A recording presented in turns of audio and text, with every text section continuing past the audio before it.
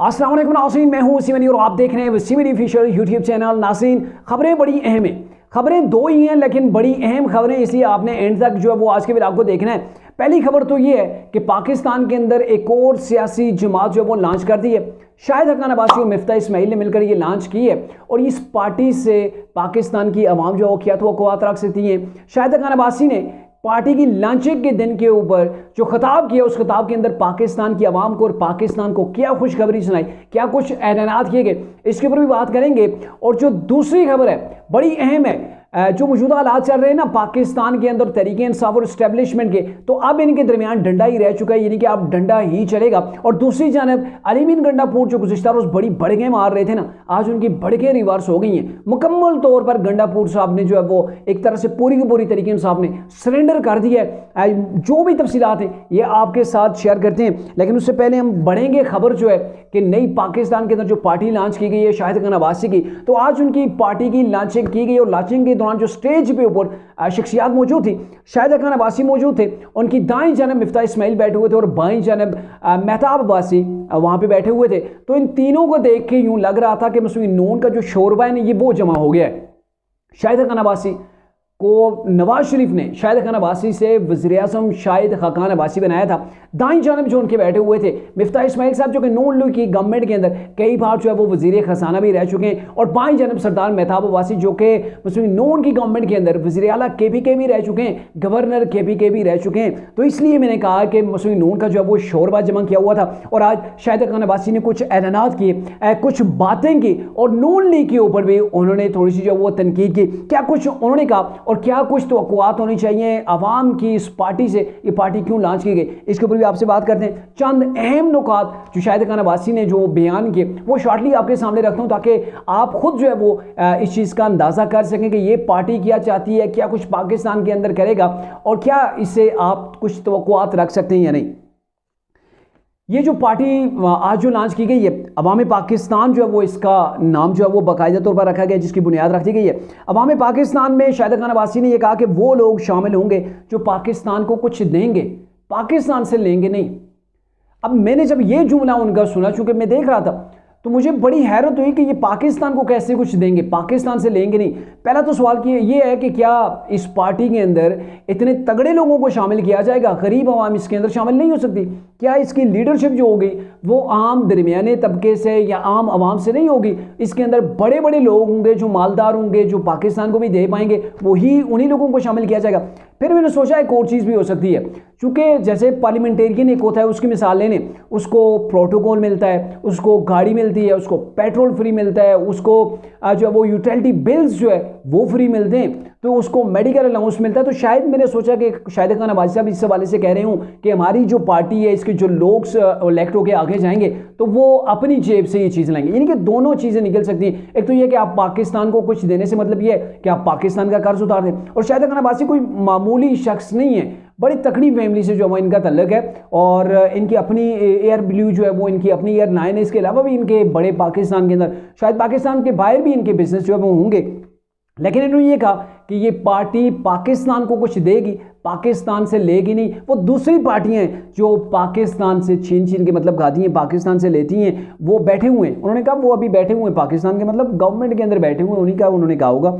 फिर इन्होंने नून लीग के ऊपर भी तनकीद की कि ये फार्म 47 वाले मुल्क नहीं बना सकते, ये जो फार्म 47 वाले लोग हैं ये मुल्क नहीं बना सकते, ये बात है।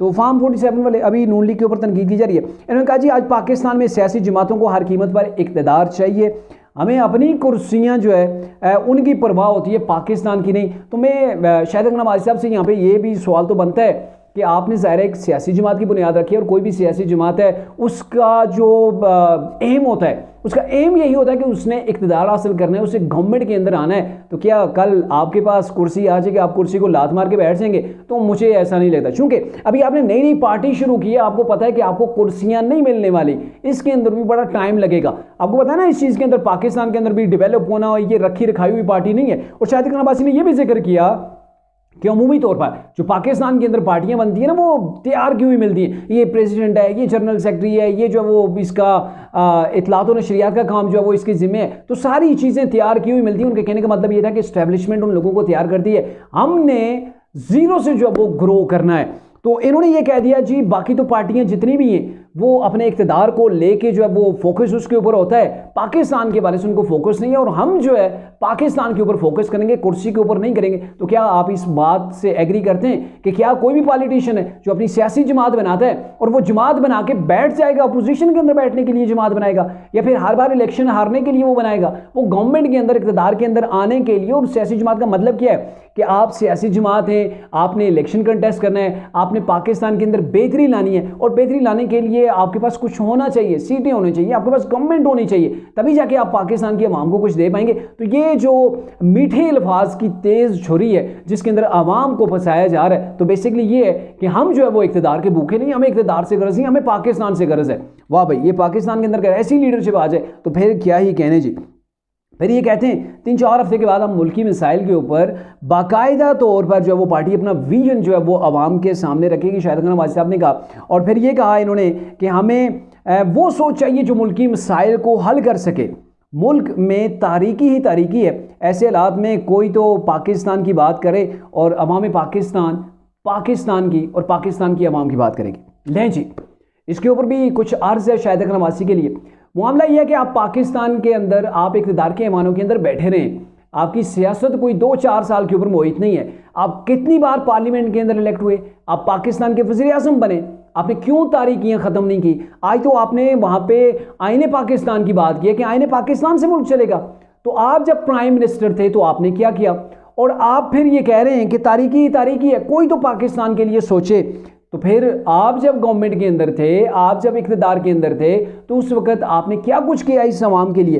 फिर ये कहते हैं जी कि 95% 95% जो कवानीन है जो बनाए जाते हैं पार्लियामेंट के अंदर, सेनेट के अंदर, वो गवर्नमेंट की आसानी के लिए बनाए जाते हैं, आवाम के लिए नहीं। मैं बिल्कुल एग्री करता हूँ, मैं इस चीज़ से बिल्कुल एग्री करता हूँ कि पार्लियामेंट के अंदर जो आइन साजी होती है, जो कानून बनते हैं, वो आवाम के लिए कम ही बनते हैं। वहाँ पे वो अपनी सहूलत के लिए गवर्नमेंट बनाती है कि ऐसे ऐसे टैक्स बटोरना है, ये करना है, वो करना है, ऐसे आवाम को शिकंजे के अंदर लेना है, ऐसे अपोजिशन की चूड़ियाँ टाइट करनी है। लेकिन यहाँ पे मेरा ये सवाल है कि शाहिद खान अब्बासी साहब इतने 10-15-20 साल आप पार्लियामेंट के अंदर रहे हैं, आपने आवाम के लिए कौन से बिल पास करवाए? आप भी तो इसी पार्लियामेंट का हिस्सा रहे ना, आपने भी वोट लिए थे, वोट लेके आप पार्लियामेंट के अंदर गए, तो आपने पाकिस्तान की उस वक्त बात क्यों नहीं की? आप अगर प्राइम मिनिस्टर ऑफ पाकिस्तान होके, चाहे जैसा भी वक्त आप अगर इस आवाम के लिए कुछ नहीं कर पाए, तो अब आप जीरो से एक पार्टी शुरू कर रहे हैं, इसके अंदर आप कैसे पाकिस्तान की खिदमत करेंगे? कैसे मुल्क से तारीकी को ख़त्म करेंगे? कैसे आइन का बोल वाला पाकिस्तान के अंदर करेंगे? कैसे आप उस पार्लियामेंट का हिस्सा बन के, जिस पार्लियामेंट के अंदर गवर्नमेंट अपने लिए कानून साजी करती है, अवाम के लिए नहीं करती, उसके अंदर बैठ के आप अवाम के लिए जो वो कानून साजी करेंगे, अवाम को आप जो वो रिलीफ देंगे? तो ये मुझे लग रहा है कि जैसे वो होता है ना कि जो बजट तकरीर होती है, जैसे उसके अंदर वो अल्फाज का गोरख धंधा होता है, वही गोरख धंधा आज इस पार्टी ने भी बयान किया। और आपको पता है कि तीनों शख्स जो वहाँ पे स्टेज के ऊपर बैठे हुए थे, ये नून लीग के अंदर रह चुके हैं, नून लीग के अंदर इन्होंने तगड़े ओहदे इंजॉय किए हैं, इनके टॉप के जो ओहदे थे ना वो इन लोगों के पास रहे हैं।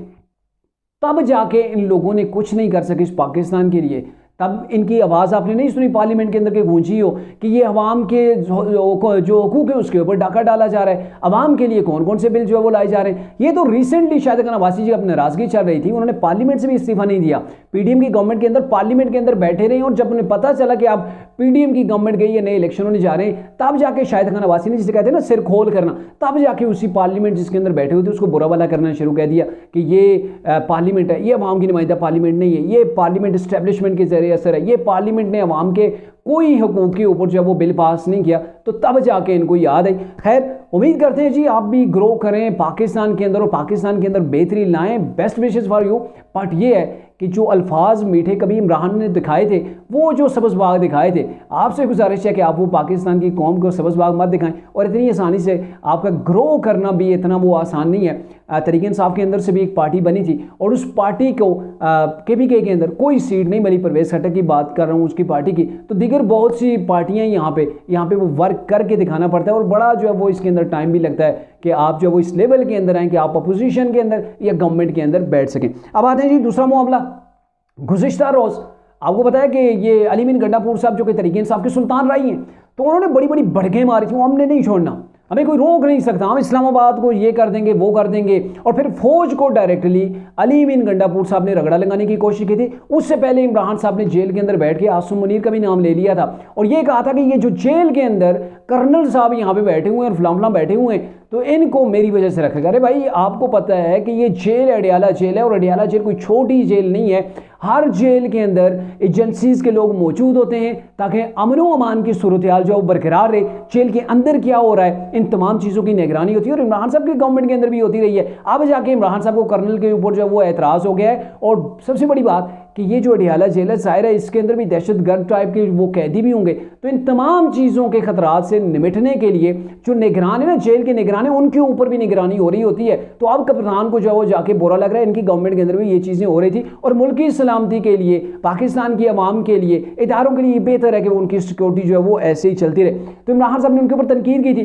फिर जो है वो अली मीन गंडापुर को भी मैसेज आ गया कि आप लगाओ रगड़ा जरा सा, आपने प्रेशर बिल्ड करना है। इमरान का ये पैगाम है और अली मीन गंडापुर साहब भड़के तो मार देते हैं लेकिन अंदर से प्रैक्टिकली उनके अंदर इतना मादा नहीं है कि वो कोई इंप्लीमेंट कर पाए। तो अली मीन गंडापुर साहब ने कल ये कहा था कि मेरे मुहाफ़िज़ों फौज को उन्होंने जो है वो मुखातब करके कहा था, मेरे मुहाफ़िज़ों इस सियासी लड़ाई में आप न पढ़ो, जिसने भी आइन तोड़ा है ना तो उसकी सज़ा फांसी है और हम उसको लटकाएंगे। मेरे मुहाफ़िज़ों आप इस सियासी लड़ाई के अंदर नहीं पढ़ना। अगर आप पढ़ गए, आपने आइन से रूगर्दानी गोया की, आपने अलफ से रूगर्दानी कर दी तो आपको हम लटकाएंगे। पहले इमरान साहब तो ये कहते थे कि हमारी लड़ाई सियासतदानों से नहीं है, नून पीपल्स पार्टी हमारा जो है वो ये कुछ नहीं बिगाड़ सकते, मेरी लड़ाई इस्टेब्लिशमेंट से है, पाक फौज के साथ है। और अब अली मीन गंडापुर कह रहा है कि हमारी लड़ाई सियासतदानों से, आप किनारे रहें। कोई एक पहले आप दोनों आपस में डिसाइड कर लें कि आपकी लड़ाई किससे है, ताकि अवाम को भी पता चले कि आपकी लड़ाई है किससे। कम से कम आप एक जो लीडर है, कायद है, वो और बयान दे रहा है, CMKP कुछ और बयान दे रहा है। तो ये CMKP एक इमरान का मैसेज डिलीवर करना चाह रहे थे और इमरान की तरफ से वाह वसूल करना चाह रहे थे कि अली मीन गंडापुर मेरा शेर है, उसने बड़ी दबा के जो वो रखा है। फिर आप खुद अंदाज़ा लगाएं कि आइन के तोड़ने की जो बात करते हैं कासिम सूरी के हवाले से, इमरान खान के हवाले से, सदर पाकिस्तान उस वक्त के थे आरफ अलवी के हवाले से, सुप्रीम कोर्ट का फैसला है अदम एतमाद के हवाले से। और ये कहा गया था कि इन लोगों ने आर्टिकल 5 को पसे पोश डालकर अदम एतमाद की तारीख को फाड़ कर उसको इनके जो है वो पाँव के नीचे रोन दिया था। और फिर उसके बाद इन्होंने जो असम्बली जो है वो डिज़ोल्व कर दी थी। तो ये सारा मामला गैर आईनी था और सुप्रीम कोर्ट ने रिकमेंड किया था कि गवर्नमेंट इसके ऊपर इनके खिलाफ केस चलाए और अगर केस चलता है तो आर्टिकल 6 इनके ऊपर लग जाए। लेकिन गवर्नमेंट जो उस वक्त की जो PDM की थी वो पीछे हट गए, उनके अंदर ही वो तड़ नहीं आई कि वो इनके खिलाफ आर्टिकल 6 के तहत, क्योंकि उस वक्त सदर पाकिस्तान ने गलती की थी, इमरान साहब ने की थी, कासिम सूरी जो कि उस वक्त स्पीकर के फ़राइज़ अंजाम दे रहे थे, डिप्टी स्पीकर की सीट के ऊपर वो बैठे हुए थे, तो उस वक्त उन्होंने भी आइन को पसे पोश डाला था। तो आइन को जो तोड़ता है उसके ऊपर आर्टिकल 6 लगता है, उसके ऊपर जो है वो फांसी की सज़ा उसको होती है। लेकिन इनके खिलाफ तो आपने की नहीं। अब आप जिनको जो है वो आप कह रहे हैं कि इनको फांसी लगनी चाहिए, क्या अगर उनको लगनी चाहिए तो आपके लोगों को नहीं लगनी चाहिए? आपके लीडर ने जिसने आइन को तोड़ के रख दिया उसको जो वो सजाए मौत नहीं होनी चाहिए। और फिर आज आप देख लें कि वो भड़कें किधर गई। तरीके इंसाफ ने तरनौल के मकाम के ऊपर आज जलसा करना था लेकिन हवा ही निकल गई। पहले इनको NOC जारी की गई थी, फिर डिप्टी कमिश्नर इस्लामाबाद ने NOC को जो है वो ख़त्म कर दिया, उसको मुअत्तल कर दिया। और फिर तरीके इंसाफ ने क्या कहा, ठीक है जी आपने अगर इशारा कर दिया तो अब हम जलसा नहीं करते, अब हम जलसा जो है वो अशूरा के बाद करेंगे, अब हम जो है वो मुहर्रम के बाद जाके जलसा करेंगे। तो लगा लें अंदाज़ा कल की बढ़ गई थी, हमें कोई रोकने वाला नहीं है। आपको तो डिप्टी कमिश्नर ने एक जो है वो लेटर लिख दिया तो आपकी तो हवा निकल गई। कहाँ गई फिर वो आपकी बढ़के? आप तो कहते थे हमने किसी को नहीं छोड़ना, हम तो किसी से डरने वाले नहीं है, हमारे रास्ते के अंदर जो रुकावट आएगी वो पाश हो जाएगी। तो ये अली मीन गंडापुर की बस बढ़के हैं, वही बढ़के जो कभी कभी हमें TV की स्क्रीन के ऊपर माजी की मैं बात कर रहा हूँ, सुल्तान राय की बढ़के जो वो हमें गंडासा पकड़ के ना वो घूमा करता था, तो वो बढ़के इससे ज़्यादा एक स्टेप भी इनके अंदर जो है वो कुछ भी रियलिटी नहीं है। तो फिर तरीके इंसाफ ने वो आज बस वो प्रेस कॉन्फ्रेंस की, हम जा रहे हैं जी इस्लामाबाद हाई कोर्ट के अंदर जाके उन्होंने इसको इंतज़ामिया के खिलाफ दरख्वास्त भी दे दी कि इनके ऊपर जो है वो आप जो है वो तौहीन अदालत लगा दें कि इन्होंने अदालत का हुक्म नहीं माना, हमें जलसे की इजाज़त नहीं दी। और दूसरी तरफ तरीके इंसाफ ने भी खुशी का इजहार किया है। पता ही क्या चक्कर है कि तरीके इंसाफ के पास बंदे पूरे नहीं हो रहे थे, अब ये जलसा धरना वरना इनके पास की बात नहीं है, तरीके से वर्कर्स जो निकल रहे थे उसकी वजह से सोशल मीडिया ने बड़ा हंगामा मचा रखा है कि ये लें जी क़यादत, एक उधर से नोटिफिकेशन मुअत्तल हुआ, NOC जो है वो रद्द हुई, तो ये अब आराम से जाके बैठ गए, लोग तो घरों से निकल गए। तो अब तरीके इंसाफ की क़यादत के ऊपर वर्कर्स का मजीद प्रेशर है, जिसकी वजह से जाके ये कोर्ट के अंदर जाके एक दरख्वास्त देके आ गए। तो ये तरीके इंसाफ की हालत है। लेकिन मैं आपको बताऊं कि अब डंडा चलेगा। डंडा कैसे चलेगा कि आपको बताया कि APC बुला दिए प्राइम मिनिस्टर ने, उसकी डेट की अनाउंस जो वो की जाएगी। तो उसके अंदर क्या होगा कि दहशतगर्दी के खिलाफ जंग होगी। लेकिन इस दहशतगर्दी के खिलाफ एक तो वो दहशतगर्द है ना जो ब्लास्ट करते हैं, अटैक करते हैं, लेकिन दूसरे दहशतगर्द डिजिटल दहशतगर्द हैं जो तरीके इंसाफ के लोग सोशल मीडिया के ऊपर पाक फौज के खिलाफ लिखते हैं, पाकिस्तान के खिलाफ बातें करते हैं, इदारों के खिलाफ बातें करते हैं, पाक फौज के अंदर बगावत की बातें करते हैं। मतलब डिजिटल दहशतगर्दी के अंदर कोई ये तो नहीं है ना कि आके बम फोड़ देगा, वो पाकिस्तान की फौज पाकिस्तान के खिलाफ बात करेगा, और अगर पाकिस्तान के खिलाफ बात पाकिस्तान के अंदर से करेगा ना तो उसी के खिलाफ ऑपरेशन होगा ना। अब वो इंडिया के अंदर अकाउंट बैठा हुआ है, लंदन के अंदर अकाउंट बैठा हुआ है, उसका तो पाकिस्तान कुछ नहीं करेगा। लेकिन जो पाकिस्तानी है, चाहे वो लंदन के अंदर बैठा हुआ है, ये इंडिया के अंदर बैठा हुआ है, ये पाकिस्तान के अंदर बैठा हुआ, उसके खिलाफ कार्रवाई की जाएगी और उठाया जाएगा इन लोगों को, इनकी छितरोल की जाएगी कि आप पाकिस्तान के खिलाफ बात करते हैं, आप पाकिस्तान की सालमियत को खतरे में डाल रहे हैं, आप पाकिस्तान के इदारों के अंदर जो है वो आप बगावत का बीज बो रहे हैं। तो इन लोगों के गिर्द जो है वो घेरा जो है वो अब मज़ीद तंग होगा। और वो इस चीज़ से आप अंदाज़ा लगा सकते हैं कि अभी गुज़िश्ता रोज़ 265वीं कोर कमांडेंट जो है वो इजलास हुआ है कमेटी का, तो उस इजलास के अंदर ये कह दिया गया कि हमने ऑपरेशन इस्तेकाम पाकिस्तान करना ही है, हमने दहशतगर्दों को ख़त्म करना ही है। इसके वजह से कुछ भी हो जाए, और इमरान साहब भी APC के अंदर जा रहे हैं और वहाँ पे बस थोड़ी बहुत बातें होंगी, तो वो चीज़ें ले दे के मतलब ऑपरेशन जो है वो होगा, चाहे वो टारगेटेड हो, वो एजेंसी बेस के ऊपर हो, जो उनकी रिपोर्ट्स होती हैं उसकी बेस के ऊपर जो है वो कार्रवाइयाँ की जाएँ, लेकिन ये ऑपरेशन होगा। और सबसे बड़ा जो ऑपरेशन होगा वो सोशल मीडिया के खिलाफ होगा।